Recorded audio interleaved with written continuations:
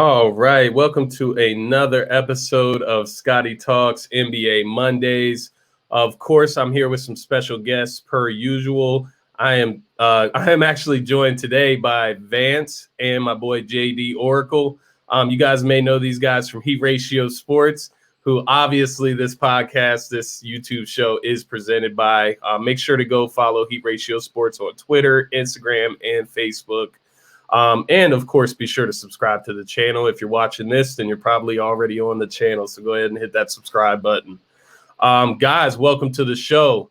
I'm going to go ahead and let you guys give your intros. You guys can introduce yourselves. Vance, you were on last week, but you can never plug yourself enough. Plug Heat Ratio Sports. Guys, what do you got going on right now? I'll let you go first, JD. Oh, man, you put me on the spot, bro. All right, so my name is JD Oracle. Real name is Jamar. I am a producer slash sports enthusiast. I have a studio where we make podcasts or reality for people who don't have the equipment to do so. So if you are in the Langhorne, Levittown, Greater Philadelphia area, you can come sit down in our studio, which I'm in now. We will set you up. We have about 4 to 5 mics where you can sit down, record your own content. We'll put it out for you, and we'll do all of the distribution for you as well. And you just pay us a flat fee, and we'll get it done. You can do up to 4 podcasts a month, with an hour and a half of studio time. We also have all the fancy stuff you see that Scotty has. He has all that stuff as well. If you want to do audio, video, or you just want to do audio, we got all that. And of course, I have a show called To the Wire with my boy Terrence and my girl Carm. And I have another show on Heat Ratio Sports Network as well. It's called Diamond Talk with Jeremy Horwath, and I'm just his sidekick. So that's it. Vance Crew. I make up 1/4 of the Flyer and Ice podcast. Please follow us on Twitter at Flyer and Ice Podcast. Also, please follow my personal handle, Crew_Love0 on Twitter. All right, guys, welcome to the show. Of course, as they mentioned, subscribe, turn the alerts on, Heat Ratio Sports page. That's what it's all about. We're trying to build this channel together and bring just a ton of content, a ton of different content every day of the week. So be sure to subscribe and support us with that. Of course, you guys know me. It's Scotty Talks. You can find me on Twitter at Scotty Drowned. You can find the sports page at ST Philly Sports 1. I am kicking off a new live show tonight at 7 p.m. as well. It's called Turf Talk, and I'll be hosting that with my buddy Dylan from the Painted Lines. So you guys can go over to the Painted Lines, catch us on there as well with that premiere. Guys, let's dive in. Let's talk some NBA. We're going to get into league-wide update, basically. We'll go quickly through, just a couple of the talking points over the weekend. We had a lot of basketball going on, even though, the focus was kind of on the NFL draft this weekend. We did have a lot of basketball happening. So we'll dig into that, and then we'll finish it off with a Sixers deep dive. We'll kind of check the status on our 76ers and, update you guys with what's going on there. So to start, I'm going to basically go over, recap this Lakers-Raptors game last night. You saw LeBron has returned over the weekend. AD is back. They got Kuzma back. Drummond's there. They got their squad back, and it's not looking right now. If I'm the Lakers fans, I'm worried right now. And I had a Lakers fan at my house last night, one of my boys from Maryland, and he's worried. And LeBron does not look normal. They've lost 6 of their last 7. You look at Kyle Lowry, you look at the Lakers, and what is their staple? What did they rely on so heavily last year? It was defense. And they just gave up 39 points to Pascal Siakam and 37 to Kyle Lowry in the same game.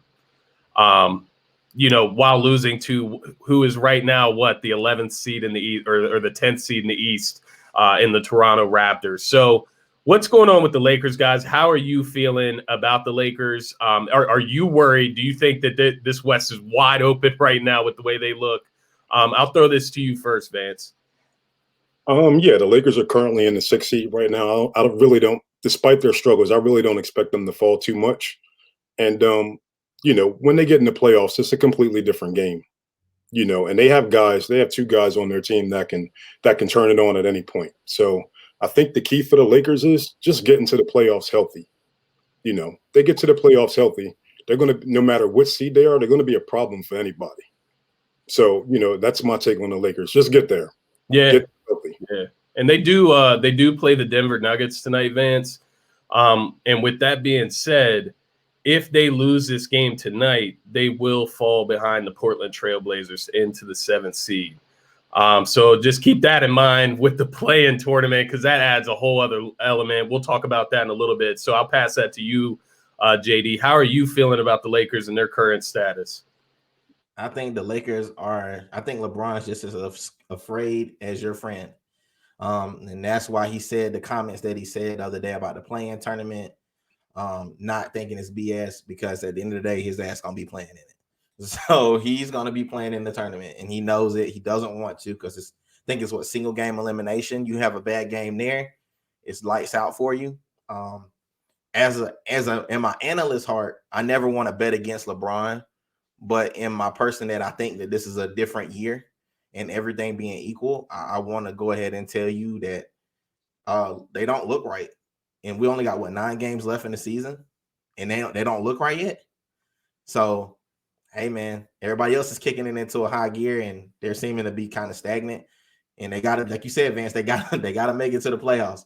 But you don't want to make it to the playoffs as the play-in game. You just don't. Like, these teams are dangerous. And if it's looking right, like right now, if they lose, they will end up running into the 7, 8, and 9, 10 seeds. Is that what it's going to be? Those teams can beat you. So I don't know. Yeah, and you bring up a great point. That's kind of the next question I'm going to toss to you guys. Really a vague question, I guess it would be. But, LeBron came out and said last night, whoever created the play-in tournament should be fired.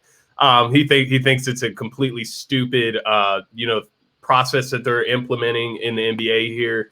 The kicker for me, I guess, was, I was on a show with Austin Crow, who covers the NBA for the Painted Lines the other day. And we were talking about the play-in tournament, because LeBron's not the first guy that's mentioned this. Like, Mark Cuban said something, Luka Doncic has said it.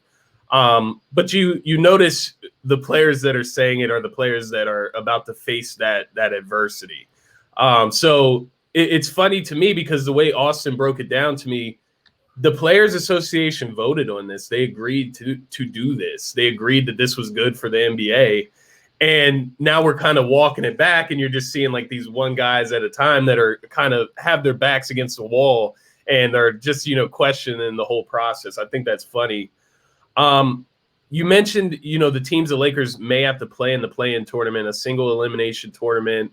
Now, I do need to get clarification, because I think there's something in there where you got to lose 2 games or win 2 games, something like that. If the Lakers went into a play-in tournament and had to play a team like the Warriors with a guy like Stephen Curry in a single elimination game, what does that look like for those 2 teams? And how worried would you be about the Lakers against a team like that at the bottom of the West? Oh man, listen, in a single game series, I wouldn't want to go up against Steph Curry. Yeah, that's not the guy you want to see in a single game. I dare say 2 game series. That's not the guy that you want to see. So, the Lakers need to avoid that spot, because in a game like that, anything can happen. They could be very easily on the outside looking in. Yeah, man, I'm with you, Vance. I wouldn't want to see Steph Curry. I don't want to see that little beige brother running after me shooting threes. I'm gonna be honest with you. I played against him in high school, and I know he's real. So, I'm gonna say this, and I'm gonna leave it at that. Like you said, the players that are upset about it now weren't upset about it then, because they didn't think that was their reality.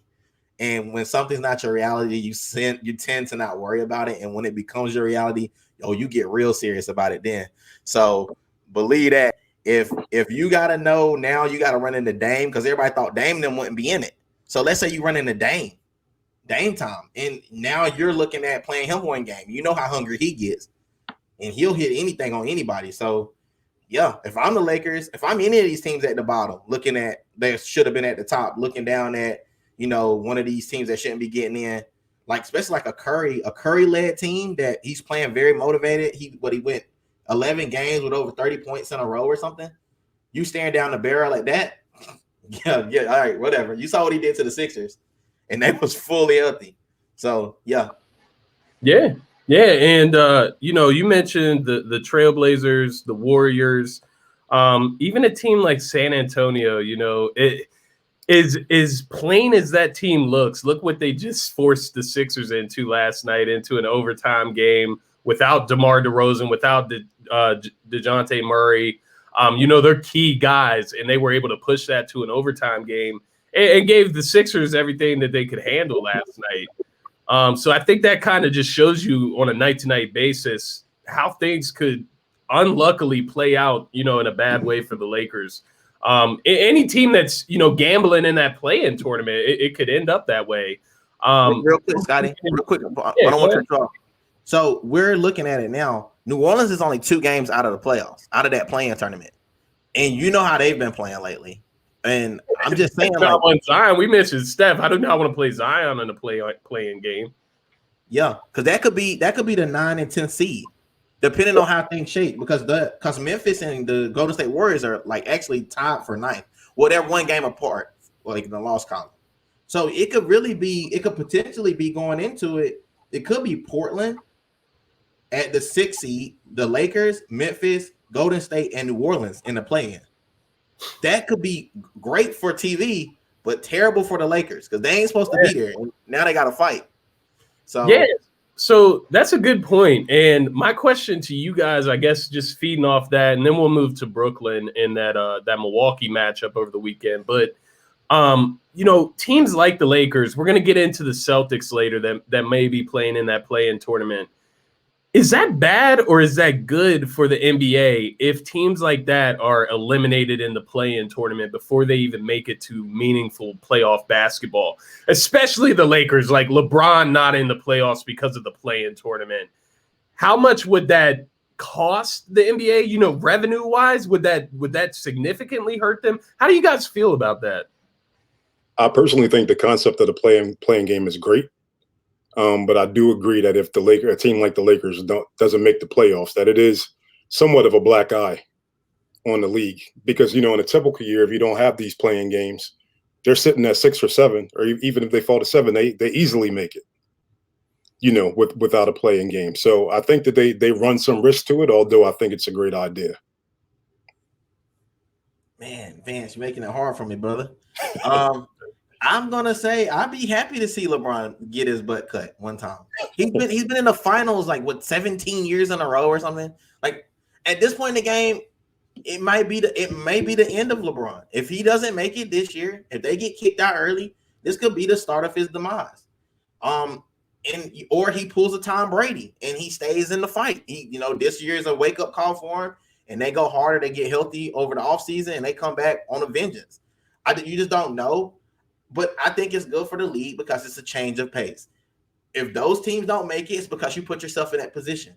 Like, you're not down there because we don't like you. We just put you in the 6th seed. It's because you've been getting killed for the last 5 to 6 weeks, however long everybody's been out. And if you guys didn't rush back because you thought you would have more time, cool.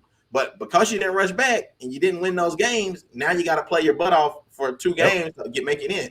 So it makes it more interesting because now, with this Portland team that's down there, you got some battles that possibly happen. You got some situations where you can see Melo, who is the comeback story of the last 2 years. If I got to be honest, he's a part of that now, and he's going to help. He's going to have Dame and McCollum, and they were making the playoffs without McCollum. So let's be real. So I mean, it sucks if he don't make it, but I'm not going to cry any tears for LeBron, who's been to the finals 15 out of 20 years. He's been in the league. Yeah, I guess I get both sides of it there. Obviously the Lakers fans, and that's a huge market for the NBA, and even Celtics fans, obviously Boston. But that would probably really hurt the NBA's revenue almost to not have those type of guys in the playoffs.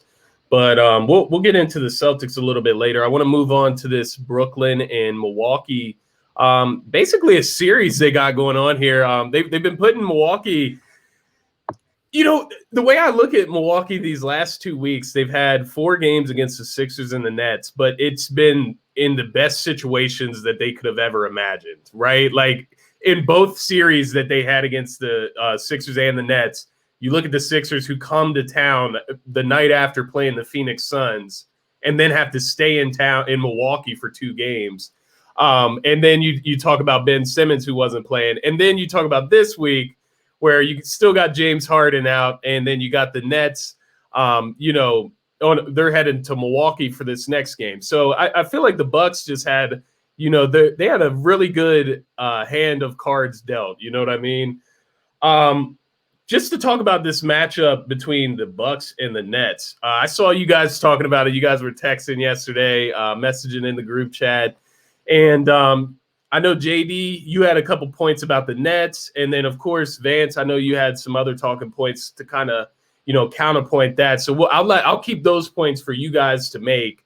But just to kind of give an idea of where the game was at, it was 114-111 win for Milwaukee Bucks.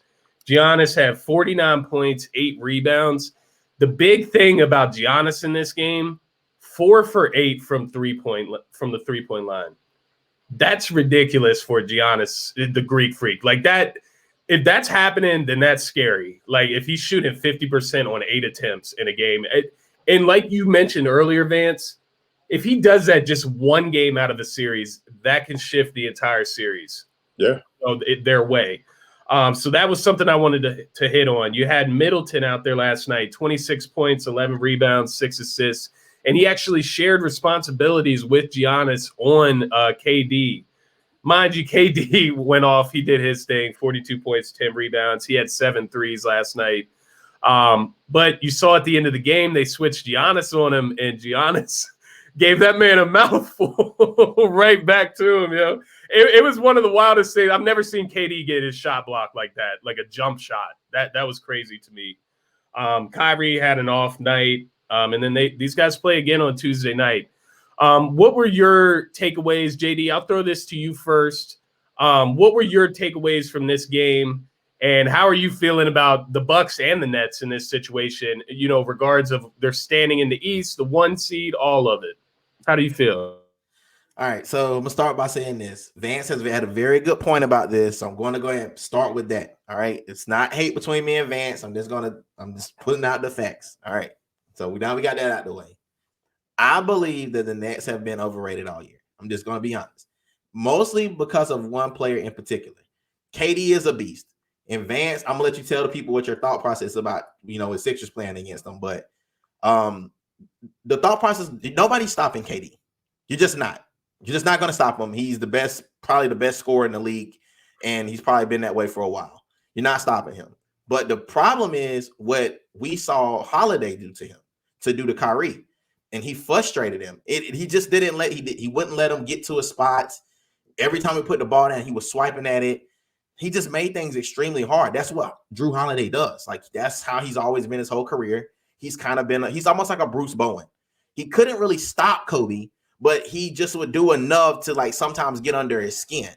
And then maybe you make too many dribbles or you do too much, and then the ball's out of pocket. So I'm hoping that this may be given the Sixers some type of recipe, and I'll let Vance tell you guys the thought process. And now not only do I believe Vance, but I think Vance might be onto something that maybe Doc Rivers might be seeing as well. Go ahead, Vance. So, with that part, we'll save that for the Sixers segment. Okay. But my thoughts on the Bucks are, listen, everybody knows the past 2 years, the Bucks have been the best team in the East by far in the regular season. The difference with the Bucks this year, I really believe, is Drew Holiday. Because I truly believe in a 7-game series against other elite guards in the Eastern Conference, he gives them a chance. Drew Holiday is a shutdown guard who can distribute and who can also, be your third scorer on that team. He's the perfect complementary player to Giannis and also to Chris Middleton. And he's the kind of player that he can literally guard 1 through 4. I've seen him guard Tobias. I've seen him guard Ben and literally push them away from the basket. And they probably have 5 to 6 inches on Drew Holiday. So, that's the difference with this Milwaukee team to me this year. They've always been able to score. Their defensive rating has always been high over the last couple of years. The difference is in a 7-game series, I think the addition of Drew Holiday has a chance to pay real dividends this year. And I've said it before and I'll say it again. I really think that they're the team flying under the radar in the Eastern Conference because nobody's expecting them to come out of the Eastern Conference. You know, we got to a point where it had just become a thing the last couple of years where the Bucks were a dominant regular season team and they got to the playoffs and they lost. So nobody's really considering them as a real threat. But I really think that they are a legitimate threat. And as far as the Nets, you know, it's tough to gauge, you know, the Sixers, Bucks, Sixers, Nets, just because we haven't seen these teams play each other in totality. So it's difficult to say what that matchup will look like. But I'll just say the Nets have three legitimate. They have a top 3 player, they have a top 5 player, and they have a top 10 to 15 player, arguably. That's going to be difficult to defend. So, you know, the East is really a 3-team race between the Sixers, Nets, and Bucks. And I think it's shaping up to be awesome. But, you know, like you said earlier, Scotty, before we joined the podcast, this is why that number 1 seed is so important, because you want to avoid meeting one of those teams in the second round. So that's my take on that. Yeah, and I mean, you guys both had great points there. To your point about, you know, the Bucks kind of flying under the radar. Yeah, I was kind of wondering that earlier in the season. Because, you know, even though they were hovering, you know, they were staying on pace with the Sixers and Nets. They just were a couple games back. You know, it's really been between the Sixers and Nets for that 1 and 2 all season. But the Bucks are right there. They're the steady number 3. And, you know, it's kind of like people, it didn't matter what they did this year in the regular season. People were going to write them off no matter what until they see Giannis in the playoffs and him succeed in the playoffs.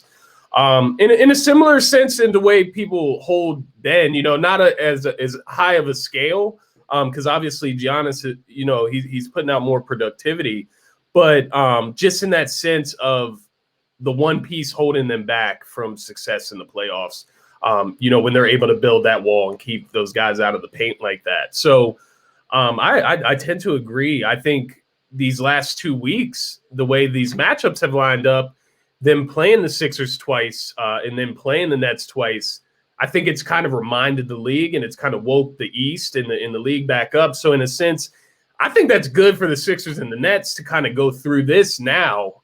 Seeing Giannis dominate, you know, put up basically a 50-burger last night. Use that up now, Giannis. You know, don't do it to us in the playoffs. I mean, that's the way I would look at it. You know, when you see this guy who's shooting 4 for 8 from the 3-point line, I mean, you're not going to beat the Bucks if he's shooting like that. And you saw it against us. I know you guys watched those Bucks Sixers games last week. Those towards the end of the game, we made runs. There were stretches where we tried to get back in the game, and 2 to 3 big, just crucial shots by Giannis just put the nail in the coffin. And that's something that's starting to. It's like a trend that you're starting to see with Giannis at the end of these games, where he's pulling up from mid range and hitting a mid range jump shot to like ice the game. And if he's hitting those shots, that's exactly the way it's going to be. Because you guys mentioned the other guys they got on there, Middleton and Holiday. Go ahead, JD. So I need to say this, and I think this is going to make a lot of sense. That when you're watching Giannis abuse, was it DeAndre Jordan? You're watching him do the same thing that Embiid is doing to DeAndre Jordan. So you're watching Jordan, Blake, a mixture. Yeah, you're watching them like they're taking advantage of their size and these older players. Like they may be smarter, but they're still older. There's some limitations.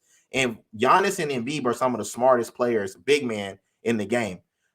Middleton, I think, is also an X factor. First of all, number 1, he's from South Carolina, so he's a dog. Just putting that out there. He is an X factor. When he's hitting shots, everything becomes a little easier. DiVincenzo, when these guys are hitting shots, there's the offense is being more fluid. And then you throw in, like you said, a Holiday that's can strap up against anybody, and he's not scared of nobody. That's what I love about him. He's like he reminds me of John Starks. If you guys remember John Starks.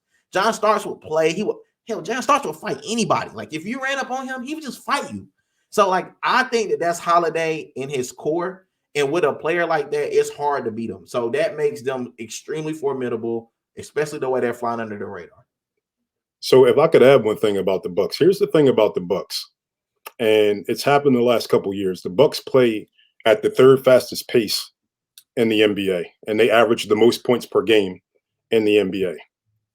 How does that translate to playoff basketball? Because typically it doesn't. It doesn't. The other thing about the Bucks that I notice is there are 20. You would think with Giannis that they would attempt more free throws, but they're actually 25th in the league in free throws attempted. So that makes me wonder. Let's say the Sixers play the Bucks. The way I see it is if the Bucks are not hitting their 3-point shot and they're not getting to the line, in a 7-game series against the Sixers, they have no chance. Yeah. You get them 2 or 3 games where you know they're going to go off from 3. But in the games where they're not hitting, the side of a barn, they're really not going to have a chance because they don't get to they're not especially physical outside of, Giannis and Drew. And they just don't get to the line enough. So regular season and playoff basketball is a completely different game. And the game that they play is perfect for the regular season. I just don't know. It's proven in the past that, their game is not a postseason game. You just have to wonder if Drew Holiday's enough to make the difference. Yeah, and I think that's a great point because I think the key about those last – and this is just Sixers related specifically with that matchup. The last 2 times you saw the Bucks play the Sixers, Ben Simmons was not there. And obviously Ben Simmons, if he can just have somebody – well, I guess the way I should phrase this, if Joel Embiid can just have somebody to share those defensive duties with, then they can limit Giannis in a series. We watched Embiid go on a stretch where he guarded Giannis, and he can completely shut Giannis down when he's really amped up and playing defense. So it'll be interesting to see how that plays out with a fully healthy Sixers team, having Ben Simmons available there to do some of the work. Then obviously you can put Embiid on him. You could even maybe throw Dwight on him for a few series, but I wouldn't do that long term. But I think that's a great point. Brook Lopez, he's another guy on their team that is just completely annoying. That guy just hits big shot after big shot. Always spaces the floor out. He's exactly what Giannis needs. Yep. And you just look around their roster. It's a bunch of guys like that. Between Connaughton, DiVincenzo. They just got guys that hit shots, and it is annoying. But like you said, Vance, if they're cold, then they don't have much of a chance in reality. We'll move on to the Boston Celtics. We won't spend too much time on these guys. As we know, they went down last night to Portland Trail Blazers. Jason Tatum and Jaylen Brown actually got injured on like the same exact play. They ran into each other and both left the game with knee injuries, or I think Jaylen Brown had an ankle injury. So it just seems like the world's falling apart for Boston right now. They're headed to the play-in tournament. It's looking like just looking at them, the difference between them and like the Miami Heat. I would expect the Miami Heat to finish the season stronger than the Boston Celtics at this point. So I expect Boston to be in that play-in tournament. What are the odds that Boston could get knocked out in the play-in tournament when you're looking at teams like the Washington Wizards that have worked themselves up to the 10th seed just to give them a chance? Because I'm telling you guys right now, I would not want Bradley Beal and Russell Westbrook in any type of like single or double elimination type of setting. I wouldn't want that. How do you guys feel about the play-in, specifically the Celtics, the Wizards, in that situation? I don't know. Who's the Wizard? Who's the Wizards' big man? Like, who do they play in the middle? Is it? They got Alex Len right now, and they got Rui Hachimura. Yeah, I think he's like a power forward, small forward type. But Alex Len, I think, is their guy right now, right. Because Thomas Bryant was the starter and he tore his ACL earlier in the season. Got it. Yeah, Thomas Bryant's a good player. If there were a play-in between the Celtics and Washington, I think the Celtics will win that. The Celtics have a ton of experience. They've been there before, and I think it's all about the matchup. I think if they were to play a team like Indiana, who has bodies in the middle, that's where I think the Celtics could get bounced. But if they were to play Washington, I think I would like the Celtics in that matchup. just because Washington doesn't have a dominant presence in the middle, and neither does Boston. So when it comes to perimeter depth and defense, I would go Boston there. So just before I kick it to you, JD. So I guess what I'm trying to say with Washington, like I do agree. I think Boston is the better team. And you look at the matchups, you would say Jaylen Brown and Jason Tatum should be able to take care of business. I just mean with the way both teams are playing as we're heading into the playoffs right now, Boston's not playing very well. They went on a little hot streak there, and then they kind of came like straight back down to earth. And the Wizards are 8-2 in their last 10, so they're kind of hot right now. So that's just to kind of rephrase the situation, I guess I would say there. Yeah, I would agree, though. I would take the Celtics in a series, but just that single elimination, double elimination setting. So I would still say, in that single elimination setting, I still go Boston, just because Marcus Smart is a dog, just because Jaylen Brown is a dog, and Jason Tatum is going to get his. And Boston. One thing about Boston, no matter how much they struggle, they're battle tested. They've got a coach that's battle tested. Those guys on that team are pretty much all young, but they've all these last 3 years, they've all been there. So, even in a single game elimination, I think they have a lot more to lean on than a team like Washington does. All right. Got to be the bearer of bad news. All right. So the bearer of bad news is going to come tell you that Toronto is only 2 games out of the 10th spot. So as much as we want to say that it might be Indiana or Washington, it could very easily be Toronto because there's 9 games left. And if Toronto wins 2 and Washington loses 1 or Indiana loses 2, you could be looking at Toronto being in that 10th spot. And then you run into Toronto, which is also a battle-tested team with Lowry, Siakam. These guys are battle-tested. Van Vliet, like you're just looking at different people that you could be looking at. And honestly, you also still have to run into the Charlotte Hornets with LaMelo back. It's just a lot of different situations for Boston to have to run into. And there's not saying that Boston's not going to lose some games going into it either. They're only 3 games ahead of the Charlotte Hornets. So I just don't like Boston. I'm gonna be honest. I hate Boston 100%. If Jenna ever comes back on here, if she ever surfaces again, she will know how much my hate really is for Boston. I'm not really sure that Boston can do anything to really make a push in this playoffs. I just don't see it. They've been historically bad this year, especially in games when they play against the top side of that. Look at this. The New York is in the 4th seed. Like that's what we're dealing with this year. If there was any year for Boston to do something to make a push, it would be this year, and they're just not doing it. And Brad Stevens is a good enough coach, but if Boston goes into this play-in, they could very easily limp out of this mug with a loss. Easily, because these teams they're not poop butts. Like it's not like they're playing Detroit or Orlando. They're playing like Washington, who these guys can fill the cup up. Like Bradley Beal can go off at any time. Like I'm just being real. It might take him 70 shots to get it, but he might get it. And Russell is still Mr. Triple-Double. I don't know if people remember that, but he could go off. I would not want to play them for 2 games. And it's almost like playing a pickup game. You only got to play good twice. You know what I'm saying? So, yeah, I think that's dangerous. It's dangerous trading for the Celtics. If I was a Celtics coach, I would hope that you could bounce Miami to that 6th spot. If I was a Celtics fan, I would kind of hope that happens or bounce New York back out because there only 1 game is between the 4th and the 7th seed right now in the East.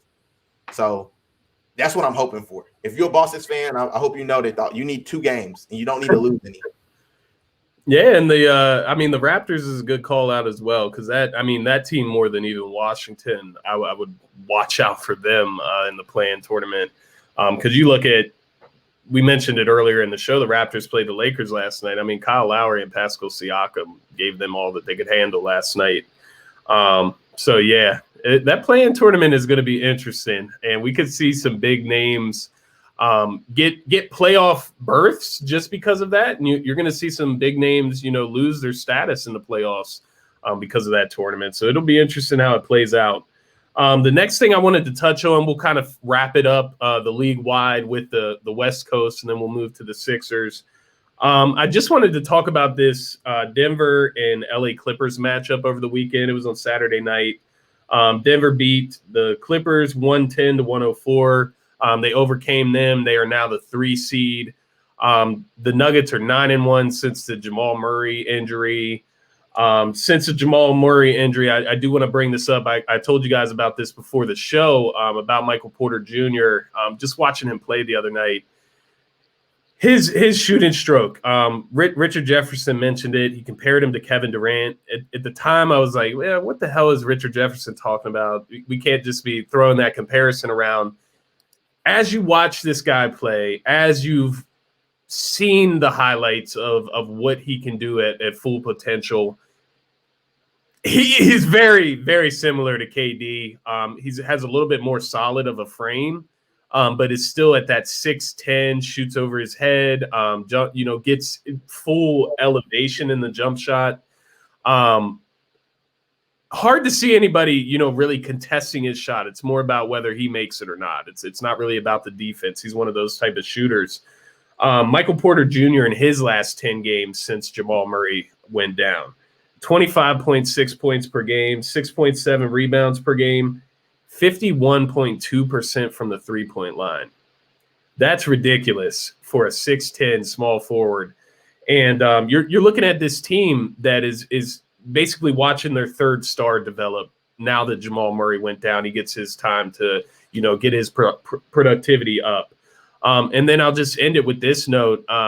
Is Nikola Jokic not the MVP at this point? Watching this team surge without Jamal Murray, is his case not good enough yet? I'm just wondering. How are you guys feeling about Denver? How are you feeling about maybe the Clippers? Have them fallen under Denver? What are you guys' thoughts on that whole spiel that I just let off there? So Michael Porter Jr. is a star. Always has been. And the only reason he fell to the Nuggets is because of that back injury years ago. But the kid's a stud, and the best is yet to come for him. And it's a shame that Murray, was hurt. But, this is allowing him to step to the forefront and do something that he probably wouldn't have been able to do if Murray were still there, dominating the ball. So big shout out to Michael Porter Jr. Always have been a fan. And the Sixers actually could have had him. But that's another story for another day. As far as Nikola Jokic and the MVP conversation, man, this is really tough for me because as a Sixers fan, I really want it for Joel, and I think that Joel deserves it. I think that he has been the best two-way player in the NBA. The flip side of it is when I look at Jokic, the Sixers are number 1 in the East. Denver's like number 3 or number 4 in the West with the same record. So you have to consider that too. What would Denver be doing if they played in the East? They probably would be better than any Eastern Conference team. So from that standpoint, you really have to ask yourself, if you're a guy that's judging, what player deserves it more? I think it's really tough. I think Joel is just as valuable on the defensive end as Jokic is on the offensive end. But, you can easily make the case to give Jokic the award. He's well deserving as well. So. Man, stop making me go behind him. All right. The last time I'm doing it. All right. I'm not going to say it again. I'm not going to do it again. Denver. Michael Porter Jr. is probably one of the most prolific scorers in the game.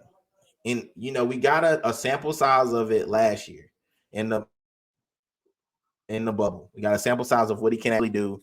And like you said, man, it's giving him it's a perfect storm for him. It's a perfect storm for his coming out party because Jamal Murray is gone. He gives you kind of a weird element because like you want to play him like a post player, but you really can't. He's kind of got a little bit of a handle, but not really. But his jump shot, he kind of holds it above his head. If you watch him, he holds it above his head, almost like a KD, where like if you block his shot, it's gonna have to be somebody just as tall and just as long as him. And that's not that many people. Like the Giannis is one of them. KD's another one. But like there's not a whole lot of guys blocking his shot. So it really becomes a situation where he's got to actually miss. Like it's not somebody so much like messing with his shot. He just got to miss. And I hate saying this because I know it's gonna sound weird. So before anybody try to stone me or at me, I'm gonna just let you know. As constructed, as much as I want to see Joel win the award, like Vance, you can make the argument, man.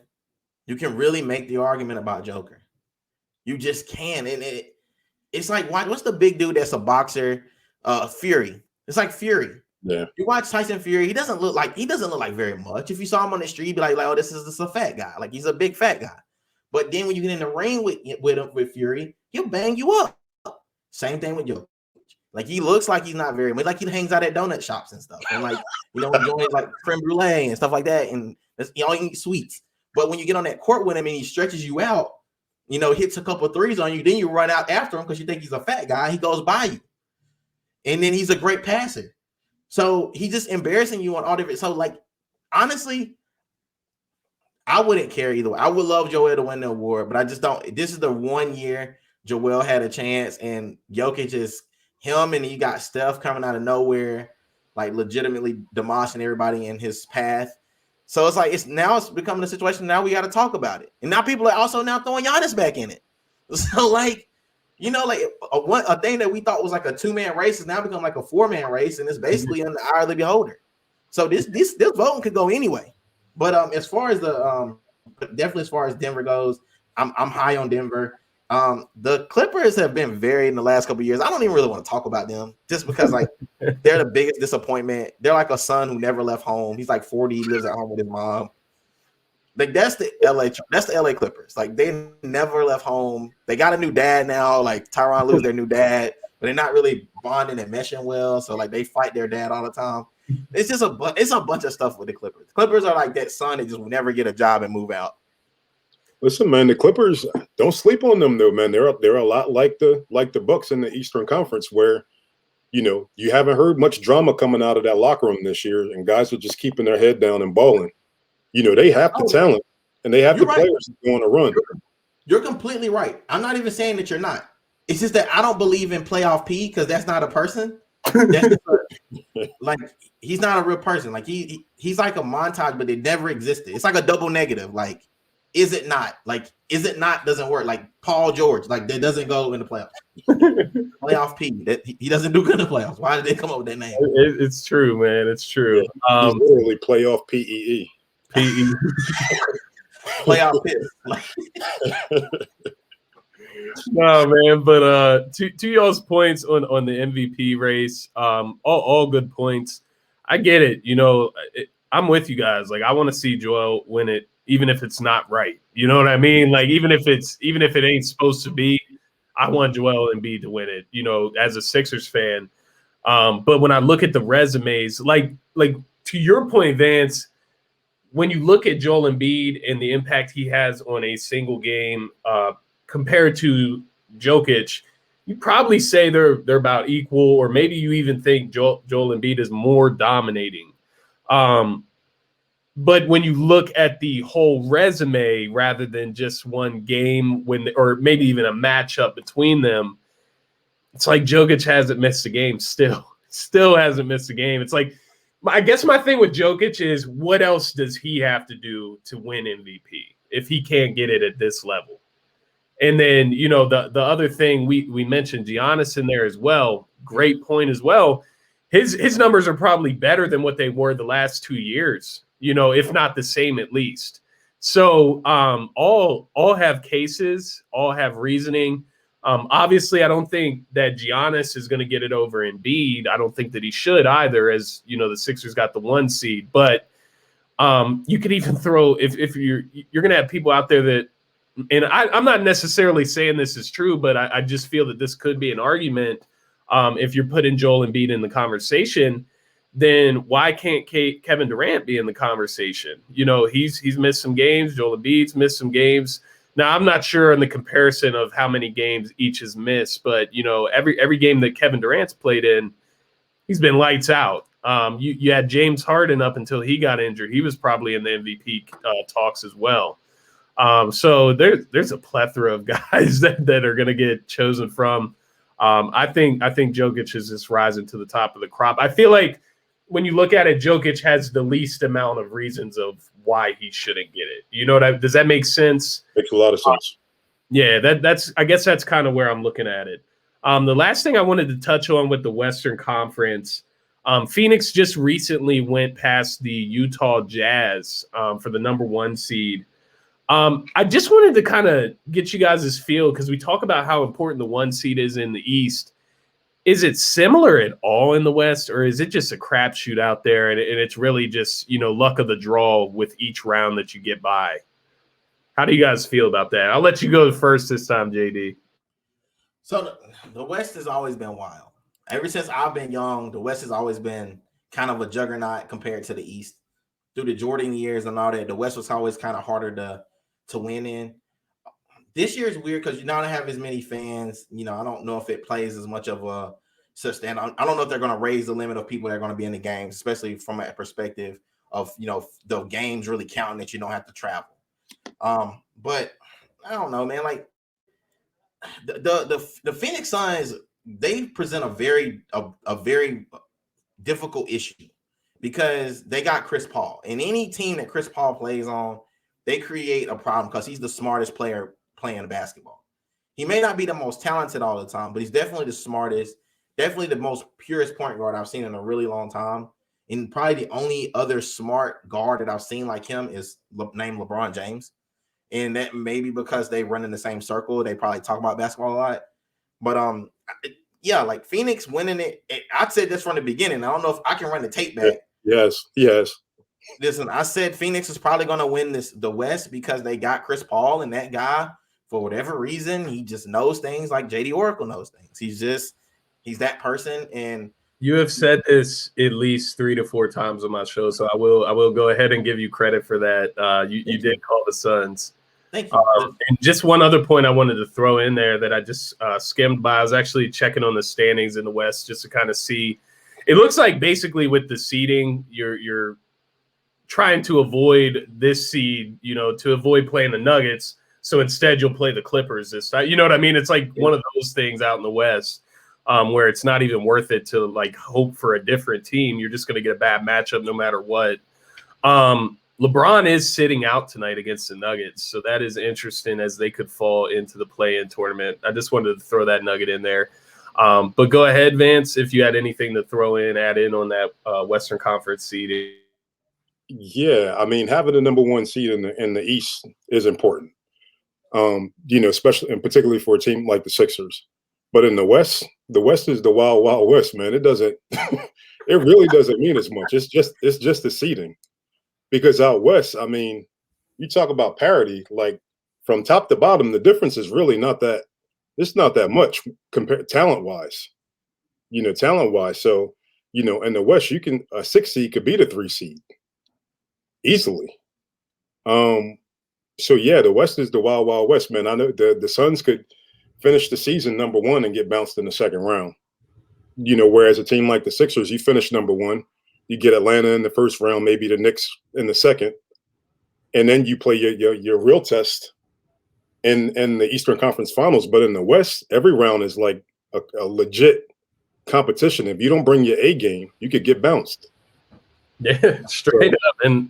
And as you guys were talking through it, that's what I was kind of realizing about the question is, like I was saying earlier, it doesn't matter. What are you avoiding? You're avoiding a series against the Nuggets to take a series against the Jazz. Like, Right. What's the point? At the end of the day, which one is better than which? I don't think either one is a optimum, option there.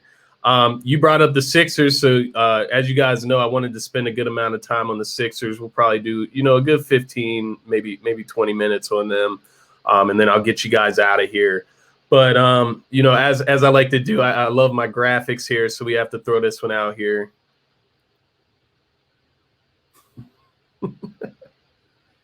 All right, so it is the Sixers Talk segment of the show. I love throwing that little graphic out there with the little production. Yeah, hey, JD, you got that shit down. That it's anything with production, dude. I love it. It gets me excited.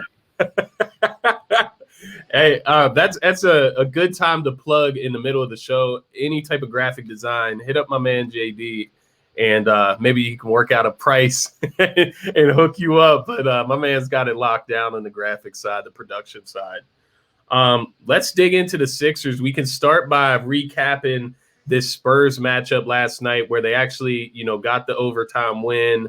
The Ben Simmons tip in 113 to 111 last night. And they were able to finally get back the 1 seed, which at a point last week, and mind you, I'm just so, I was telling you last week, Vance, I'm so like getting like wrapped up in everything, and just over dramatic and wondering if there was ever a chance the Sixers could get the 1 seed back, and boom, here we are, less than a week later, and they're sitting in the 1 seed again. Any takeaways from last night? Obviously, Ben had 5 points. Toby had 6 points, 11 points combined from 2 of your 3, considerable all-stars. How did you guys feel about last night's game? And did you have any major takeaways from it? Oh man, not major. Ben is always a concern for me offensively because you just never really know what he's going to give you. There's some givens with Ben. That Ben is going to defend every night. He's going to board. He's going to distribute. Outside of that, you don't really know what you're going to get from him. When it comes to scoring, some days you get 8, some days you get 16, some days you get 10. You just don't know. But I don't take a lot away from last night's game. I think it's a bump in the road, probably a game that they don't really get up for, going to San Antonio, knowing that they're missing 4 out of 5 starters or something like that.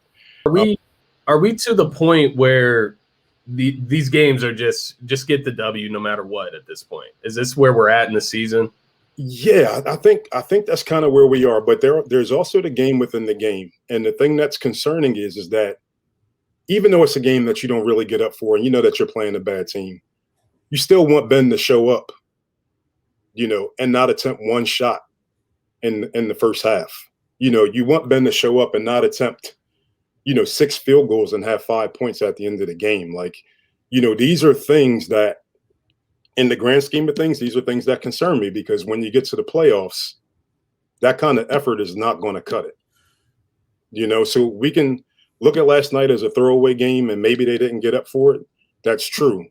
But there is one constant, and it's been, not showing up and being aggressive sometime. And that, if I take away one thing from it that I'm concerned about, it's that. All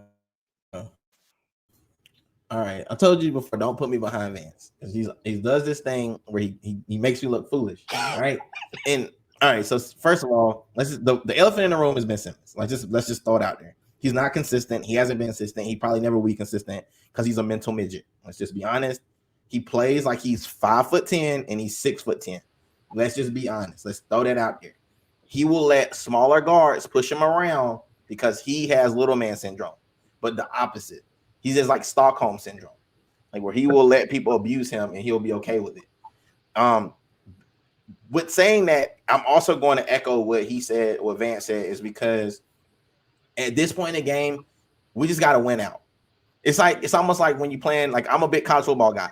So when we just got to win out, Clemson just has to win out every year. If we win out, we'll make it to the playoffs. This is how my mentality is. Just win all the rest of the games. That way you don't have to worry about any debate. All right, let's just get to that point. I'm the same way with the Sixers. If you just win out, I don't care if it's by 1 or 51. Long as you win, people can't talk trash. They will because they have nothing else to do in Philly. But just let them talk. You just win games. Doc Rivers just has to win. I'm pretty sure that's what Doc is saying. We don't need style points. Like there's no extra style points. All we gotta do is keep winning, and we'll be number 1 seed. I will also say this in kind of the bigger scheme of things. We didn't learn very much because those are what we call in college football trap games. This is the game where you go play like the Wake Forest. He doesn't have a very good team. He's got like a quarterback without an arm or something. And then he goes out and he has the best game of his life. That was the Spurs game. They was the best game that they've ever had without their starters. And they played it against the Sixers. Everybody wants to knock you off when you're number 1. You don't get to take any games off. Unfortunately, you don't. So when Tobias doesn't play well or Ben doesn't play well, because in our bigger scheme of things, Embiid is number 1, Tobias is number 2, and Ben Simmons is number 4 in the form of scoring, because you still got Curry and Danny Green, and that's interchangeable. So in the bigger scheme of things, it's not that off brand to watch, Ben Simmons not had that many points. We're used to it now. I'm used to him like looking at the box score, he has like 10 points. He averages like 11 or something. So it's not like, it's far off like 5 and 11 is only 6 points away. So we're not talking about a big differential and gap, which is sad, Vance. It's really sad that's what I'm saying, man. But that's the nature of the beast. So if he only had 11, let me toss a follow-up question to you just on Ben Simmons. So in a game like last night against the Spurs, do you think it's like his mind? So we know it's his mindset, obviously, like he's not aggressive enough. Do you think that he comes into these games thinking like, okay, tonight, we're playing the Spurs, they're beat up, let me facilitate, get these guys hot, let me share the wealth, kind of underestimating this team in that sense that he can go in and get reps for other guys tonight. He doesn't really have to be aggressive, Ben, against this squad. Like maybe against the Bucks, I'll come out and, try to yam it and try to play aggressive, go to the free throw line. But against the Spurs tonight, this is my night to do my thing, what I'm comfortable with, facilitate, and we can still win without me getting into double digits. Do you think that he comes in with that mindset? So my issue with Ben is, and I was hoping that having coaches like Doc and Sam Cassell, on the bench would help him with this. In my opinion, Ben doesn't get up for every game. I can tell you when Ben's going to get up for a game. Whenever he plays LeBron, he's going to drop 20. He's going to go for a triple-double. If he plays Gobert, he's going to play well. If he plays Brooklyn, he's going to play well. When he's playing a team like San Antonio, this is the kind of effort that you get from him. He's going to defend. Man, Memphis is a team that he just seems to always struggle against. It's like he just has no respect for those type of teams. It's so weird. Yeah, he's just and this is where I think Ben, what's keeping him from going to the next level. It's that there's guys in the league that are coming in and performing night in and night out, like literally doing their thing. Certain guys are going to give you 25 and 6 assists and 5 rebounds on the night. With Ben, from one night to the next, you just don't know what he's going to do. And I honestly think it's because he doesn't get up for every game. And I don't think he's the kind of player that can turn it on and turn it off. I really don't think he's that kind of guy. I don't think he's that good at this point to do that yet. So, I've been surprised that, we're at this stage of the game in the season and we still see that kind of effort from Ben where he takes 6 shots in a game. I kind of hoped at this point, with Doc and Sam, that we were further along at this point with Ben. And I just don't, I don't see it. And those are the kinds of things that gives me cause to pause going forward with Ben in the playoffs. Because at this point, you look at it and you're kind of just have to admit to yourself they're going to have to win without him kind of taking that next step. He just hasn't done it yet. And it's all mindset. That's what it is. I told y'all months ago, like when we were having these conversations in the group chat, like I'm not counting on Ben. Straight up. He was never the camel that broke he was never the straw that broke the camel's back. Like Ben was never the guy. The guy was Tobias Harris. The guy has been Tobias Harris since the beginning. Let's say Tobias Harris plays like he plays this year, last year. We'd be having very different conversations. Yeah. Like we'd be having it wouldn't be, oh, well, Ben Simmons and it wouldn't be Ben Simmons and Embiid. It would be Tobias Harris and Embiid. Yeah. And Ben Simmons would be a point guard. That would just be what it is. But because we've put him on this pedestal, because he is 6'10 and he is very versatile, but he is a mental midget. He's the Carson Wentz of basketball. Like I'm sorry. Like I'm sorry. I hate to say it. He just is. Like, at me if you like to. I'm at a point now. I'm tired of saying it. No, he could be the best player on the court. Just like Carson Wentz could possibly be the best player on the field at one particular time. But his mental game is so jacked. And if you say anything negative to the dude, he like shuts down. Yeah. He doesn't. He's Markelle Fultz. He just played better. Like he just happened to have a couple better games than Markelle Fultz and wasn't hurt. And we be saying the same thing. And they be trying to ship him off somewhere. So in my mind, I'm counting on Ben's defense. His defense is what he's there for. I know he's the perennial, he's an all-star. He's supposed to be that guy. He's not. Tobias Harris is the guy. Let's get over it. Let's send whoever you need to send a text message and tell them that the guy in the Sixers uniform that we need to be worried about showing up and making sure he plays all the time is Tobias Harris. He's cultivated a game that is very hard to defend. And I'm sorry to tell you guys, that's what it is. No, I think that's a great point, actually, because you look at the Tobias game from last night, and then you look at Ben Simmons' game, and it's like, who had the worst game?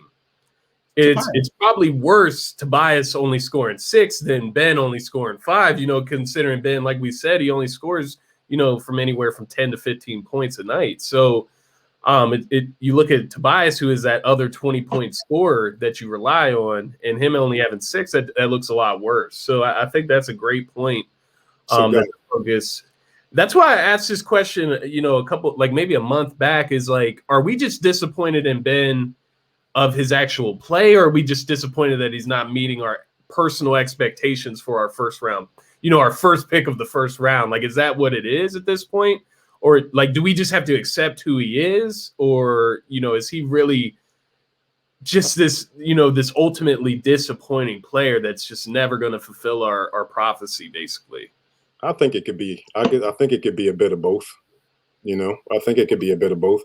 It's all about, when it comes down to the guys that win championships, those guys, LeBron talks so often about being locked in. Yeah. Some guys are just wired different. Yeah. You know what I mean? And Ben is one of those guys where I think Ben, he looks like he likes to win. But I don't know if I don't ever get the sense that he's going to do everything that it takes to win. My expectations of Ben, to be clear, my expectations of Ben is not to go out and score 20 points every night, because I understand that that's not who he is. My expectations are, when I need you to get 25 because the other guys don't have it going, I need you to look up and say, my other guys don't have it going. I need to get 25 tonight. That's what I don't see. Yeah, I feel that. Can I echo something real quick? Yeah, go ahead. So he said something about the prophecy, and I'm a big Game of Thrones guy. I love the prophecy of the king that was promised, or the prince that was promised. We were promised this prince. We went out and drafted this guy that was going to come in here. I don't think our prince that we were promised was Ben Simmons. The prince we were promised was Tobias Harris. We watched them do it with the Clippers before. That's what made us pay him all that freaking money. But because we didn't see it right away, we automatically threw him away. That's the one plight I have with Philly fans and Philly sports fans, is like, if he doesn't materialize in a year with a shitty coach that doesn't know how to play him, we'll throw him away. So in the prince that was promised is Tobias Harris. Let's rejoice and be happy that we got him. Let's not run him out of town. Let's do what we need to do to keep him. Let's add weapons around him. And let's revel in this, because we haven't talked about this shit, that we have a veteran in Danny Green, and Steph can be kind of finicky at times. But when he's hitting, which he's been hitting, we haven't been talking about it.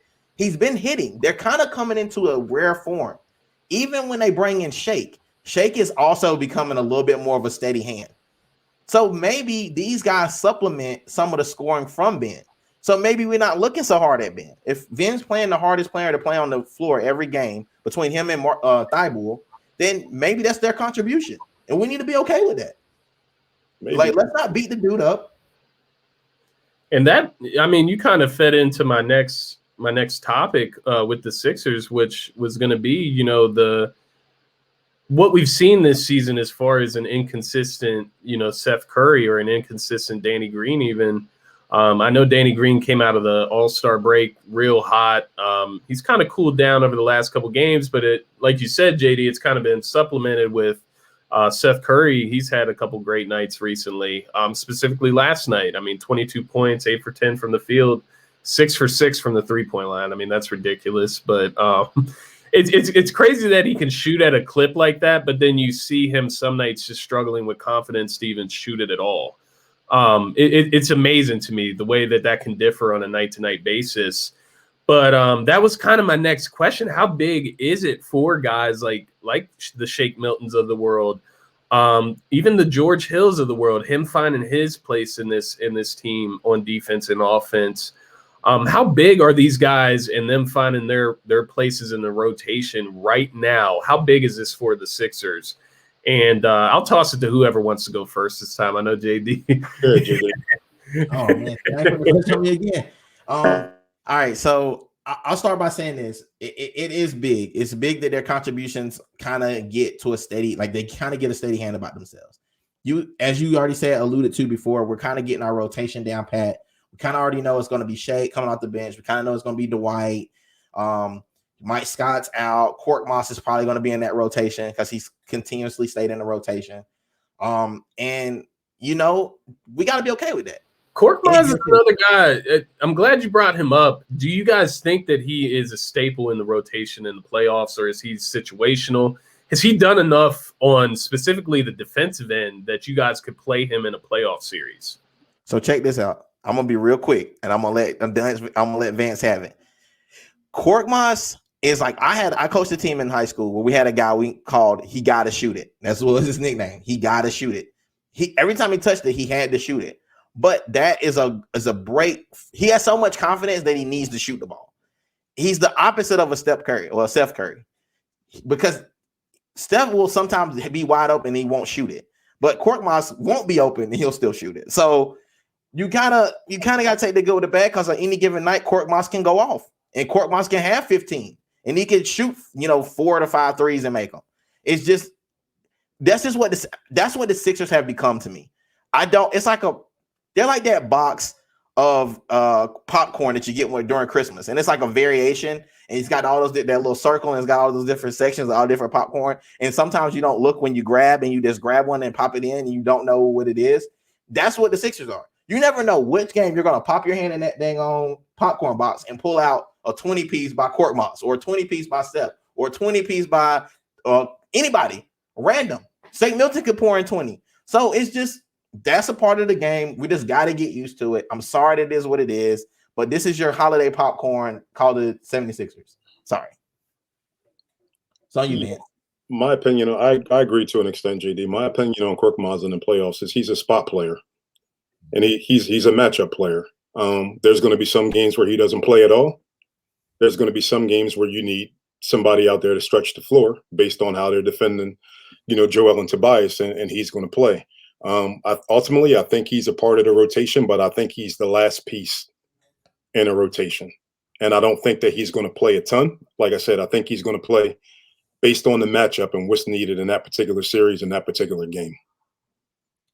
Yeah, and that's a good point. With Korkmaz, for me, to feed off of what JD said, about his offensive game, he has a very well-developed offensive game. I actually like his offensive, his what would you call it? His package, I guess you could call it. Just his skills, drawing fouls at the 3-point line. The pump fakes. He has a very pure pump fake. Obviously, he can stroke it from 3, but even on the drives, he has a floater. He can throw the oop sometimes. He does have the careless turnover every once in a while where he does a little too much and can't figure out what to do with the ball. But other than that, he's cool with me on offense. Right. It's on the defensive end where it gets suspect sometimes. I saw it specifically against the Clippers, where when he was in the game, they were getting Paul George switched on him on defense. And when he's guarding Paul George one-on-one, that's a mismatch.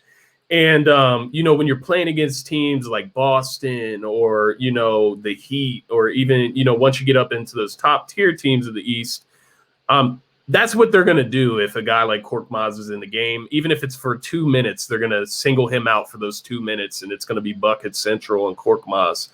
And that's kind of what I've been looking for from him. I have seen him a lot more active in the passing lane, so he's getting some steals here and there. So he is a little bit more attentive on the defensive end, which I think that's going to be key for his development, man. I actually like his game. It's just you cannot be a liability on defense in this league. And that's kind of what he's been. But Curry is also a liability, Scotty. Yeah, Curry is. Yeah. So when you point it out like that, you kind of look at Korkmaz, you're like, well, if Curry can get minutes, and it's like Korkmaz may even be, I'm maybe stretching it here, but he may even be a better playmaker than Curry. And this is short sample size, so don't take my word on that. But he definitely has bigger size. But that's actually a good point, a good comparison there between the two. But Korkmaz is an interesting player. But I'm with you on the same side, Vance, where he is somewhat of a liability on defense where he's only going to get spotty play there. Yeah. So the next thing I wanted to hit on, we talked about, the 1 seed. Obviously, the Sixers are back at the 1 seed. We've talked about what it means, as far as not having to play the Bucks and the Nets. Let's talk about this Sixers-Nets matchup. This is who we're obviously, in a fight for a stronghold on the number 1 seed. Half game up, we play the Bulls, Rockets, Pelicans, and Pistons this week. And the Nets actually have a tougher schedule coming up, I believe. Yeah, they do. So they play the Bucks on Tuesday, then the Mavs, and then Denver on Saturday. So they got a tough stretch coming up here. So the first question I'm going to lob you guys, how confident are you that the Sixers can keep the 1 seed throughout these last 8 or 9 games? And then 2, what's that Brooklyn Nets? I know you guys had some points that you wanted to make earlier. We saved them for this time. What's that Nets and Sixers matchup look like in the playoffs if all teams or both teams are fully healthy? I'll throw this one to Vance first. JD went first the last 2 times. So Vance, if you want to just, kind of answer both of those questions and then we can go around the circle. Yeah, so I'm pretty confident that the Sixers will keep this number 1 seed. Schedule's favorable down the stretch. They might have a tough game against Miami because Miami's always going to play them tough. They're going to defend. I could very easily see the Sixers going 7-1, 8-0 easily, down the stretch, because the truth of the matter is, Brooklyn and Milwaukee aren't relenting. They keep winning games. So the Sixers have no choice other than to win, because 2 losses from the Sixers can mean that they drop down to number 2. And that's not where you want to be. So that's number 1. Secondly, very difficult to say how the Sixers and Brooklyn match up just because we haven't seen them play each other this year. But my idea, and I kind of kicked this around with JD and Tony a little bit, a lot of people think the matchup is Ben guarding KD. And I personally think that's a waste of Ben, honestly. I think if the Sixers play the Nets, the matchup has to be on defense. It has to be Ben on Harden, Ben and, let's say, who's the backup? George Hill on Harden, right? We go Danny Green and Matisse on Kyrie, because we know Matisse gives Kyrie trouble because of his length. You go Seth on Harris. You put Tobias on KD because KD's going to do his thing no matter who's on KD. And you've got to win with Joel over DeAndre Jordan. So if I'm Doc, we play the Nets, that's the way that I'm proceeding, because you put Ben on KD, it's a waste. KD's going to get his points no matter who guards him. He may get more or less. You may get more on Tobias, but, putting Ben on KD doesn't solve your problem. When you play the Nets, you really need to focus on stopping the dribble drive and stopping Harden and Kyrie from getting past you, because they just open up shots for everybody else on that team and make it much more difficult. So if you could put a stranglehold on those guys, I think that gives you the best opportunity to beat the Nets. Yeah. That's it. That was what I was. No, that was. Listen, on Harden because he made such a great case. He made such a great case, and for that, that's why Vance is one of the best in the game. And come on, JD. Nah, he is, man. It's on good. We have these heated debates, but when we get down to the nitty gritty of the diagramming it and kind of planning it, Vance he's a savant. And so when you think about it that way, it opens up a lot of possibilities for the Sixers, because they're more of a defensive-minded team. And that's kind of been the point I've been making all year. Yeah, they can score. They got some guys that can fill it up. But our strength is in our defense, in our fast break, and things like that. And in the playoffs, the game does constrict, like Vance said earlier. You're not – well, you said you're not going to be running the ball all the time in the playoffs. It's just It's very hard in the playoffs because everything gets tight. The coaches get tight. A lot of them have heart attacks. But we noticed that throughout the years, as the game gets more constricted, the teams that are super defensive minded seem to excel. Like Lakers last year, they were defensive minded, so that's why they excelled. No matter where they played, they excelled because the defense was number one. Same thing with the Sixers. They have a very similar feel to Doc's team when he had the Celtics. That team is actually comprised a lot of the same. Ben Simmons, I would compare him to a Rondo. He's not really much of a scorer at that point in Rondo's career, but he's effective in a good point guard. Ray Allen, you could kind of mix with the Seth Curry and Danny Green if you want to.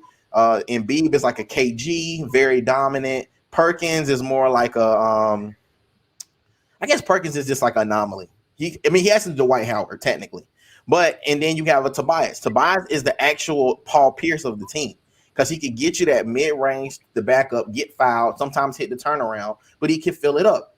And the way that it's constructed, it looks a lot like that team. You might change the faces and you change the sizes of the people, but that team's constructed a lot. They're hard nosed. They can get in you. They can make life very difficult for you defensively.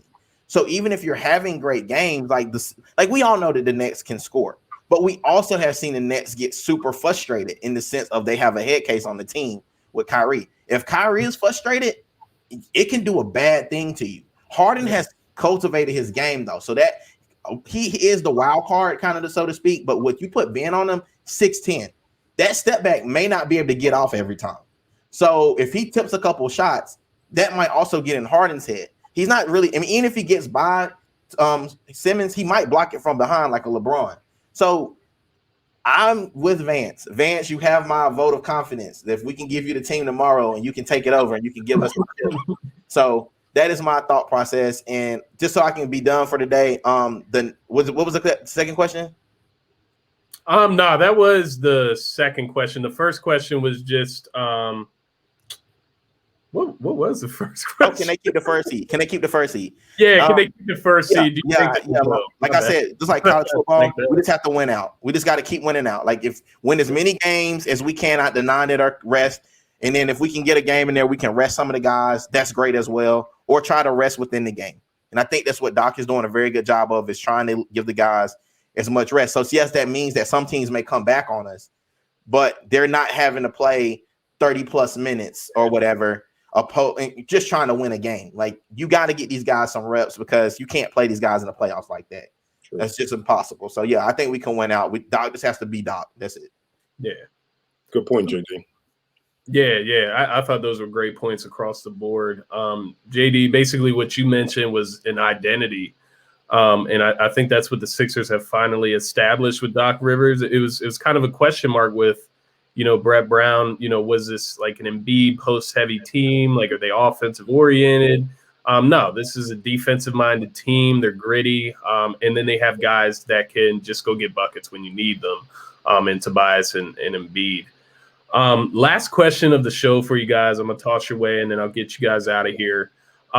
Is there anything else the Sixers could do in the regular season that would give you more confidence in them going into the playoffs? Is there what would it be? And if there is anything, what would it be for you guys? And JD, I'll toss it to you first, and then we can close out with Vance. So great question. The thought process for me, that what I would need to see is that they can stay consistent with the game plan. I think that because Doc Rivers is such a great coach, I just need to see him consistently make changes at halftime, to see them maybe playing down at the beginning of the first half, and watching how they, Doc Rivers is continuously coaching them, because we haven't seen them be coached ever. Like, this is the first year we've ever seen them be coached and come out after halftime and be in a completely different game plan that, now that other team now has to counter. And that's just a part of having Doc Rivers, and I have said this a million times, is a Hall of Fame coach, for sure. He should be, even if he did have the terrible LA Clippers last year. That wasn't his fault. I'm looking at him watch a team, and he's growing them up in front of us, even from the reserves. Like, a couple, like last year, you told me something about Korkmaz or anybody like that, I'd be like, who? But now we're watching them come into their own. We're watching Shake Milton have one of his best seasons, man. He's really a spectacle. And Sam Cassell, we're not talking enough about it, but Sam Cassell and the group that he's, created over there, they've made adjustments. They're just making the team better. I want to point something out to you because it's something I actually noticed. I went to the OKC game last week against the Sixers in Philly. And just to follow up on your point with Sam Cassell, I saw him at the end of the first quarter, in between quarters, he took Shake back on the court because there was just this dribble up, pull up that Shake did, and he kind of when he pulled up, he kind of leaned in, like you always see him lean into those mid range. It's almost like a floater, but it's with two hands. And Sam Cassell with that exactly what you just said, JD. Just go straight up. You're elevating and you're putting the ball into the defender's hand when he's contesting, rather than pulling just straight up and going over him. And it was just one of those moments that I actually got to witness and see it for myself and kind of just fully understand what he's coaching him on in that moment. Because I watched it play out and I'm like, Shake, why do you always do like the lean in? There's nobody like on your back, like for you to be leaning forward like that. And, Sam corrected it right in between the quarter. And it was just so blatant to my eyes to see what he was coaching him to. But I just wanted to add that in there. That was a good. And I'm giving it to Vance. That was it. That's all I had. That was my good juice. Yeah, man. The follow-up on Sam Cassell, always one of my favorite players to watch growing up, dating to his days back with Houston Rockets when he first came in his first 2 years and they won back-to-back. Even with him going to Milwaukee, man, the guy is a winner. He's a winner that comes with a ton of credibility, and I couldn't think of a better, assistant coach for Doc to have on his team than Sam Cassell, because that's a guy that's been there, done it. So if you're a player and you can't listen to him or follow through with what he's telling you to do, then man, you have problems. But to answer your question, Scotty, the most important things to me are try to win out. That's number one. Try to win out. No matter what else happens, if you go into the playoffs winning out, you're feeling good about yourself, right? I don't care if you beat the Little Sisters of the Poor in the last 8 games. If you win out, you're going to feel good about going into the playoffs. Number 2 would be consistency with the rotation, like JD said. I want to start to see what the plan is a little bit, particularly with that second unit. I'd also like to see what the plan is when, Joel's not on the floor as well. Who plays more than, does Ben stay on the floor a little bit longer? Does Tobias stay on the floor a little bit longer? So those are things that I'm looking at. And lastly, man, and the most important thing is no matter what, the most important thing is get out of the season healthy. Yeah. No more, we cannot afford an injury going into the playoffs. Even with Tobias and Joel, man, I still kind of worry about them a little bit because all these games matter. And the Sixers, they really might have to win out in order for them to keep that number 1 seed. But you have to wonder with Tobias, how much is that knee still bothering them? Yeah. Same with Joel. But, that's the situation that they're in. They have to play. So, win out. But there is one question that I wanted to ask you guys before we get out of here. Yeah. Last night, man, I noticed 2 times the Sixers had the opportunity to win the game. And both times they went to Joel. What do you guys think about that? Because my personal opinion is Joel is so easy to guard in the last seconds of a game that, as much as I love him and all of his skill, I'm not sure that he's the guy that I want with the ball in the last seconds of the game. Like you saw what Tobias did against the Lakers, by getting him the ball on the move and having that ability to, dribble drive and, pull up and shoot the ball. What's you guys take on that? How do you feel about, Tobias taking the last shot or Joel taking the last shot? Who would you rather have take the last shot? You can go ahead. I was about to call you Tobias. Go ahead, JD. I'm like I'm a millionaire for real, don't I? So my thought process is it depends on the situation. I think yesterday, because of the game that Tobias was having, I think because he was struggling offensively, I think it was a no-brainer to go to Joel. But if Tobias is kind of in his flow, when he get in his bag, when he in his groove, he gets you with the back end, the turnarounds going, or he gets you with the little floater.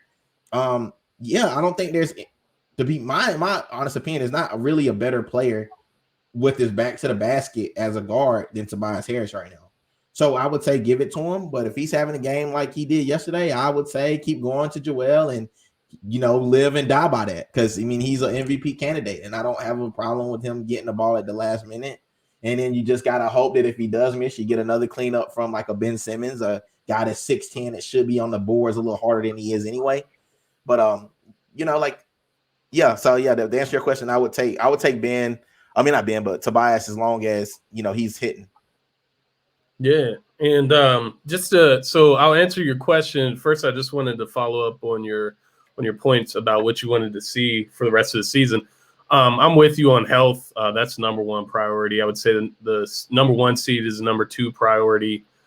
You do have to wonder if Toby's knee is still bothering him, with the inconsistent play lately.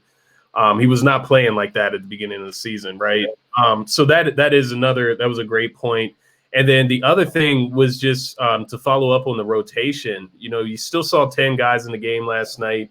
Now, mind you, it's the Spurs, beat up Spurs team. So maybe some guys are playing that, normally wouldn't play in a playoff rotation. I'm expecting like an 8 to 9 man rotation. So I would like to see what that looks like, just to kind of, feed off your point, Vance. Just seeing, how they're going to stagger Ben's minutes, how they're going to stagger Toby's minutes when Joel's not on the court. To answer your question, specifically about Tobias and Joel Embiid, I tend to agree with JD there. That's kind of what I was thinking, and he kind of put the full thought together for me. Basically, I was looking at that game last night. I was looking at it from the other end. Not that Tobias was having an off night, but that Joel was hitting mid-range after mid-range. So I thought down the stretch they were going to him, and they just decided to ride the hot hand. Right. I think that's a pretty good philosophy, unless they're bringing like a double or triple team on Joel Embiid, let the ball in your best player's hands. Don't do him like the Packers did, Aaron Rodgers, right? But no, Joel Embiid, yeah, I can't get mad at him taking the final shot, but I do think I agree with you in the sense that Tobias Harris probably has a little bit more in his bag on a one-on-one, matchup any given moment. So, yeah, on a normal night, I think you would explore what it looks like for both sides. It was odd to see them go to Joel Embiid both times, right, in an individual setting where they really just had them, one-on-one at the 3-point line. Right. So that to your point, yeah, it was interesting, but I think down the stretch they will probably just go with the hot hand. Right. Is there ever a time you guys think where maybe Seth Curry's taking that shot? If he has the hot, I don't know. I probably wouldn't go that far, but Green's another guy that can hit big shots. So it'll be interesting to see how it plays out, guys. That was a good question, though. Agreed. But I'll go ahead and get you guys out of here. We've been on here for an hour and a half, so I've taken up a good portion of you guys' day. Once again, I appreciate you guys joining me here, Vance, JD, Jamar. I appreciate you guys, of course, keeping it in the Heat Ratio family here.